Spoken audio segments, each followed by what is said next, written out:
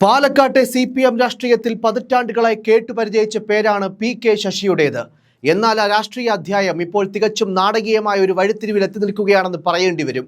ദീർഘകാലം പാർട്ടിയുടെ കരുത്തനായ നേതാവും മുൻ MLAയുമായിരുന്ന PK ശശിയെ പാർട്ടിയുടെ പ്രാഥമിക അംഗത്വത്തിൽ നിന്ന് തന്നെ പുറത്താക്കിയ നടപടി കേരള രാഷ്ട്രീയത്തിൽ തന്നെ വലിയ ചർച്ചകൾക്കാണ് വഴി തുറന്നിരിക്കുന്നത്.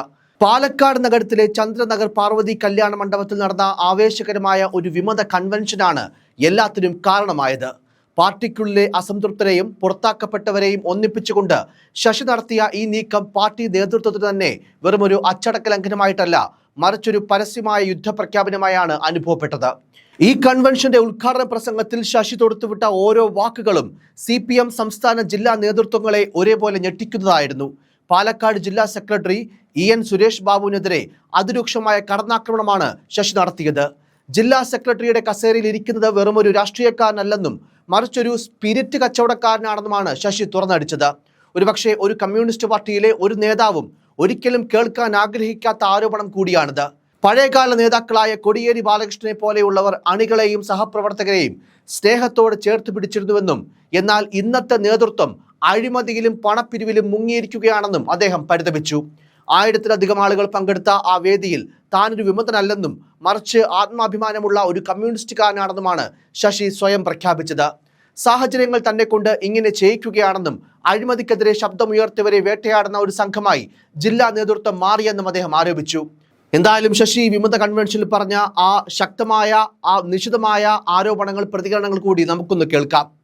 ജനകീയരായ നേതാക്കൾ ഇരുന്ന കസേരയിലാണ് ഒരു സ്പിരിറ്റ് കച്ചവടക്കാരൻ ഇരിക്കുന്നത്.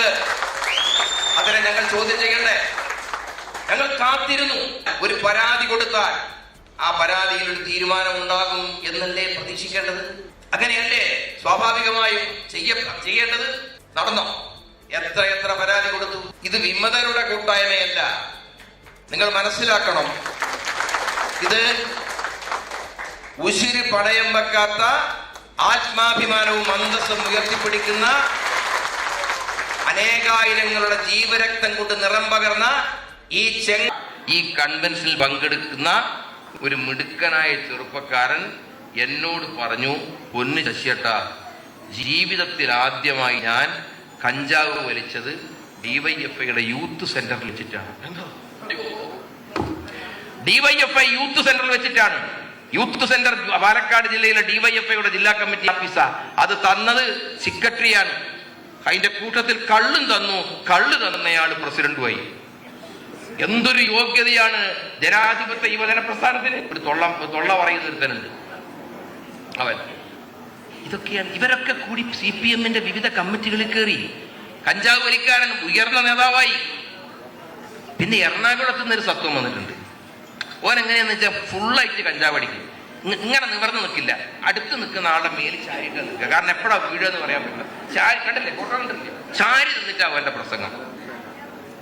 ഈ ധിക്കാരവും തണ്ടും ധിക്കാരവും കൊലവിളിയും ഒക്കെ നടത്തുന്ന ആളുകൾ ഒരു കാര്യം മനസ്സിലാക്കണം.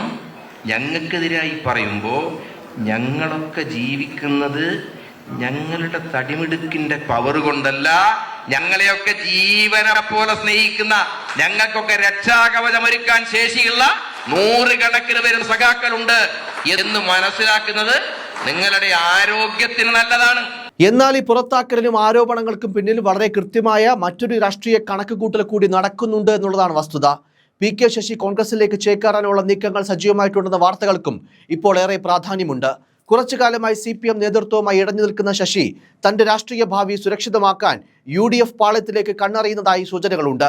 ഇതിന്റെ ഭാഗമായി അദ്ദേഹം ചില മുസ്ലിം ലീഗ് നേതാക്കളുമായും രഹസ്യ ചർച്ചകൾ നടത്തിയെന്ന വാർത്തകൾ പുറത്തുവന്നതും CPMനെ ചൊടിപ്പിച്ചിരുന്നു.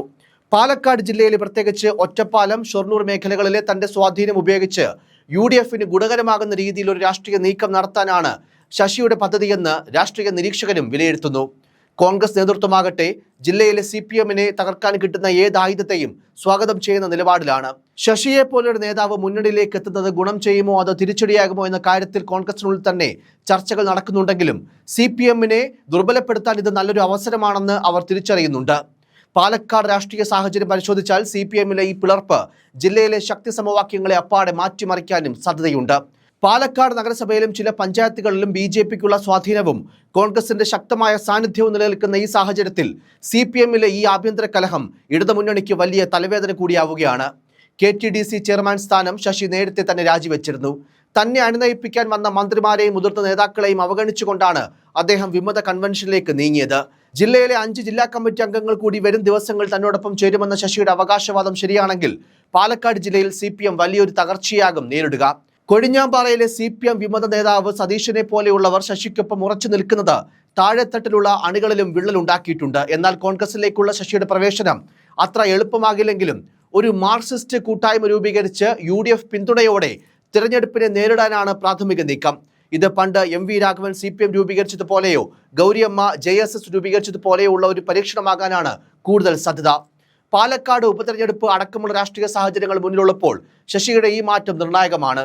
ശശി ഉന്നയിച്ച അഴിമതി ആരോപണങ്ങൾ ശരിയാണോ അല്ലയോ എന്നതിനേക്കാൾ അത് അണികൾക്കിടയിൽ ഉണ്ടാക്കുന്ന സംശയങ്ങളാണ് പാർട്ടിയെ ഭയപ്പെടുത്തുന്നത്. പാർട്ടിയിൽ ഒരിക്കലുമില്ലാത്ത വിധം പണപ്പിരിവ് നടക്കുന്നുണ്ടെന്നും ജില്ലാ സെക്രട്ടറി സ്പിരിറ്റ് കച്ചവടക്കാരനാണെന്നുമുള്ള ആക്ഷേപങ്ങൾ രാഷ്ട്രീയ എതിരാളികൾക്ക് വലിയ ആയുധമായി മാറിക്കഴിഞ്ഞു. അതേസമയം പാലക്കാട്ടെ സാധാരണ പ്രവർത്തകർക്കിടയിൽ ശശിക്കുള്ള ജനപ്രീതിയും സ്വാധീനവും തള്ളിക്കളയാനാകില്ല. അതുകൊണ്ട് തന്നെ അദ്ദേഹത്തെ പുറത്താക്കിയ നടപടി പാർട്ടിക്കുള്ളിൽ വലിയ ചർച്ചകൾക്കും വഴിവെക്കും. ഇതിനോടകം തന്നെ സോഷ്യൽ മീഡിയയിലും മറ്റും അനുകൂലിച്ചും പ്രതികൂലിച്ചും ചേരിതിരിഞ്ഞുള്ള പോരുകൾ തുടങ്ങിക്കഴിഞ്ഞു. ശശി ഒറ്റപ്പാലത്ത് വിമത സ്ഥാനാർത്ഥിയായി മത്സരിക്കാൻ ഒരുങ്ങുന്നുവെന്ന വാർത്ത കോൺഗ്രസ് ക്യാമ്പുകളിൽ ആവേശമുണ്ടാക്കുന്നുണ്ട്. UDFന്റെ വോട്ട് ബാങ്കിനൊപ്പം ശശി കൊണ്ടുവരുന്ന CPM വോട്ടുകൾ കൂടി ചേർന്നാൽ പല മണ്ഡലങ്ങളിലും അട്ടിമറി വിജയം നേടാമെന്ന് അവർ കണക്ക് കൂട്ടുന്നു. യഥാർത്ഥത്തിൽ PK ശശിയുടെ ഈ രാഷ്ട്രീയ മാറ്റം വെറും ഒരു വ്യക്തിപരമായ തീരുമാനമല്ല, മറിച്ച് ദീർഘകാലമായി പുകഞ്ഞുകൊണ്ടിരുന്ന ഗ്രൂപ്പ് പോരിന്റെ പരിസമാപ്തി കൂടിയാണ്. പാലക്കാട് ജില്ലയിലെ പാർട്ടിക്കുള്ളിൽ ശശിയെ അനുകൂലിക്കുന്നവരും സുരേഷ് ബാബുവിനെ അനുകൂലിക്കുന്നവരും തമ്മിൽ വലിയ പോരാട്ടം തന്നെ നടന്നിരുന്നു. ഫണ്ട് വെട്ടിപ്പ് ആരോപണങ്ങളും ലൈംഗിക ആരോപണങ്ങളും ഉൾപ്പെടെ പല ഘട്ടങ്ങളിൽ ശശിയെ തളയ്ക്കാൻ പാർട്ടി ശ്രമിച്ചെങ്കിലും അപ്പോഴൊക്കെയും വലിയൊരു വിഭാഗം അണികൾ അദ്ദേഹത്തിന് പിന്നിൽ അണിനിരന്നിരുന്നു.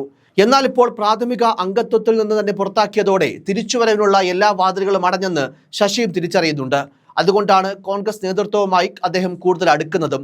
BJPയെ പ്രതിരോധിക്കാൻ എന്ന പേരിൽ രൂപീകരിക്കുന്ന വിമത കൂട്ടായ്മ അന്തിമമായി UDFന്റെ ഭാഗമാകാനാണ് സാധ്യത. എന്തായാലും ശശിയുടെ അടുത്ത നീക്കം എന്തായിരിക്കുമെന്നതാണ് ഇപ്പോൾ രാഷ്ട്രീയ കേരളം ഉറ്റുനോക്കുന്ന പ്രധാന കാര്യം. പാലക്കാട് നടക്കുന്ന രാഷ്ട്രീയ ചർച്ചകളിൽ ശശിയും കോൺഗ്രസും തമ്മിലുള്ള രഹസ്യധാരണകളെക്കുറിച്ചുള്ള അഭ്യൂഹങ്ങളും ശക്തമാണ്. ശശിക്ക് പുറമെ കൂടുതൽ ലോക്കൽ ഏരിയ കമ്മിറ്റി അംഗങ്ങൾ രാജി പ്രഖ്യാപിക്കുമെന്ന സൂചനയുമുണ്ട്. ഇത്തരത്തിൽ വലിയൊരു വിഭാഗം പാർട്ടി വിടുന്നത് CPM നേതൃത്വത്തെ ശരിക്കും പ്രതിരോധത്തിലാക്കിയിരിക്കുകയാണ്.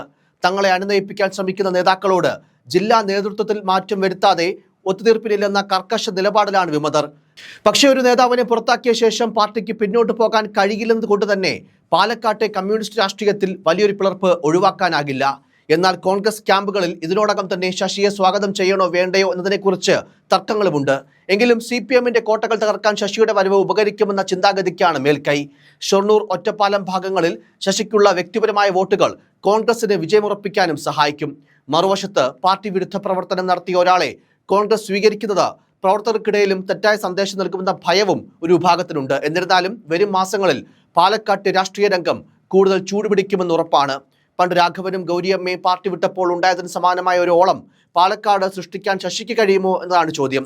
ചുരുക്കത്തിൽ പാലക്കാട്ടെ CPMന്റെ അടിത്തറ ഇളക്കുന്ന തരത്തിലുള്ള ഒരു നീക്കത്തിനാണ് PK ശശി തുടക്കമിട്ടിരിക്കുന്നത്.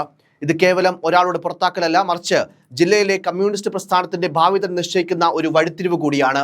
തന്റെ രാഷ്ട്രീയ ജീവിതത്തിന്റെ അടുത്ത ഘട്ടം കോൺഗ്രസിനൊപ്പമാണോ അതോ സ്വതന്ത്രമായ ഒരു പാതയിലാണോ എന്ന് ശശി ഉടൻ വ്യക്തമാക്കിയേക്കും.